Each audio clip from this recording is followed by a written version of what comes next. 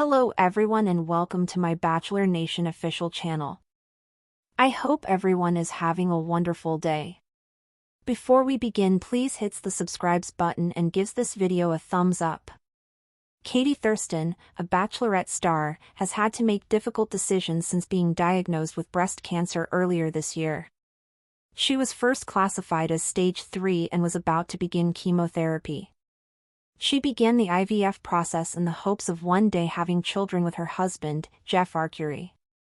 However, after having her eggs frozen, she discovered that, although her cancer is stage 4, chemotherapy is not the best therapeutic option. By that point, she had already begun IVF. She has no regrets, but she can't help but wonder how things would have turned out differently if she hadn't been misdiagnosed with stage 3 rather than stage 4. Instead of chemo, she started using oral medicines.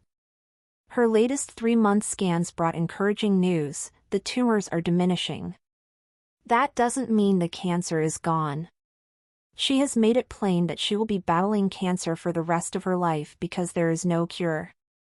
The reality star has been totally open with her social media followers about the hardships of fighting cancer. However, her posts are not all doom and gloom. Thurston is resolved to fight cancer with a cheerful attitude, regardless of setbacks or side effects. Thurston mentioned in her most recent post that she is considering taking an extreme step during her arduous battle with breast cancer. Continue to watch to see what is going on. Thurston's physicians have firmly recommended her not to try to carry a baby. She intends to employ a surrogate if she and her husband decide to have children. Thurston has monthly hormone-blocking injections in addition to her oral medications. Even though she was young, the injections led her to go into menopause. The Bachelorette star is only 34. She has been upfront with her Booby Broadcast Instagram channel subscribers about her struggles with menopausal symptoms. Hot flashes are a particularly challenging adverse effect. Thurston wrote on social media that her heat flashes have been making it impossible to sleep. She supplied data indicating that she was in bed for more than 8 hours but only got 6 hours of sleep. She could take medication to help with the heat flashes, but she wasn't convinced it was worthwhile. Every added pill comes with a new risk for side effects, she pointed out. However, she intimated that she was considering it because the hot flashes were affecting her quality of life. She has quit drinking coffee, which has helped a little but makes it difficult to stay awake during the day. Thurston has been open about her intention to have a double mastectomy at some point. Her cancer has progressed to her liver, so she must first treat that. She is now pondering taking another dramatic action as a result of menopausal symptoms.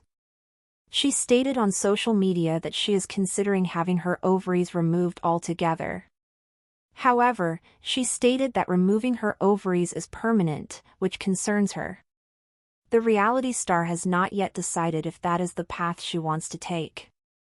There's a lot to think about at any age, but especially in her early 30s. Thurston never imagined her life would shift so dramatically in a single calendar year.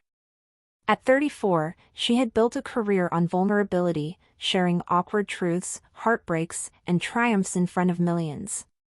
From her first appearance on The Bachelor to leading her own season of The Bachelorette, Katie had never held back. But nothing in her reality TV past compared to the raw exposure she faced after hearing 3 life-altering words: "You have cancer." It started quietly, as these things often do. A lump in her breast, slightly painful and oddly persistent, had made itself known while she was getting ready for a comedy show in New York. She dismissed it initially, chalking it up to hormonal fluctuations or maybe another benign cyst. She'd had one before. Why worry prematurely? But when the pain didn't subside, when it began keeping her up at night, she reluctantly scheduled an appointment with her doctor. A mammogram turned into an ultrasound, which led to a biopsy, and soon enough, she was sitting across from an oncologist who delivered the initial diagnosis: stage 3 breast cancer. The words knocked the wind out of her. Stage 3. It wasn't early. It wasn't ideal. but it was still considered treatable. Aggressive, yes, but with the right steps, the doctor assured her, she had options. Katie, with her trademark decisiveness, sprang into action. She and her husband, Jeff Arcuri, didn't waste time. Jeff, a stand-up comedian with a calm, self-effacing humor, had always known Katie was a planner. And now, her need for control turned laser-focused. They began IVF immediately, despite the emotional chaos. Hormonal injections, early morning appointments, egg retrievals, Katie documented it all, calling it the weirdest race against cancer ever on her booby broadcast platform. When the fertility process ended and her eggs were safely frozen, Katie braced herself for chemotherapy. But just before the first infusion, a second opinion shattered her already fragile reality. Her cancer wasn't stage 3. It had already spread to her liver. She was stage 4. Incurable. The treatment plan shifted drastically. "It's not what you think," she explained in a video that drew over 2 million views in a week. "Stage 4 doesn't mean go home and die. It means I'm going to be living with cancer for the rest of my life. It's a marathon, not a sprint."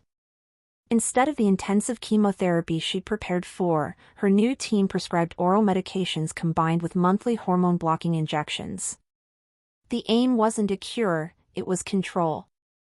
Stability. Stalling the disease. It was an adjustment, mentally and emotionally. Her body rebelled quickly. The hormone injections launched her into medical menopause. Hot flashes became unbearable. She found herself drenched in sweat during comedy club rehearsals and interviews. Her body ached. Her sleep suffered. Her emotions ricocheted between calm resolve and fiery despair. "I feel like I'm 65, she confessed during a late-night livestream, her face flushed and her hair tied in a messy bun. "But I'm not. I'm 34. And I was planning for kids. I was planning for more of everything." One thing Katie hadn't lost was her honesty. She continued to share the uncomfortable, intimate moments, pulling off drenched pajamas at 3 a.m., standing in front of a fan to cool down, crying in the dark as her body shifted into something she didn't recognize. She posted sleep data screenshots, tracking how her body gave her just 5 or 6 hours of rest despite 8 or 9 hours in bed. Jeff, always just off camera, remained a quiet force beside her. "I don't want to be in the spotlight," he once said. "But I'll hold the flashlight so Katie can shine." Her fans adored him. Their bond grew tighter in private. Cancer didn't weaken them, it fused them. But their conversations had shifted in tone. The word future came with new definitions. What used to mean careers, travels, and toddler milestones now meant next scan, next blood panel, next breakthrough. Thanks for watching. If you likes this video, do not forget to subscribe my channel and do not miss any update.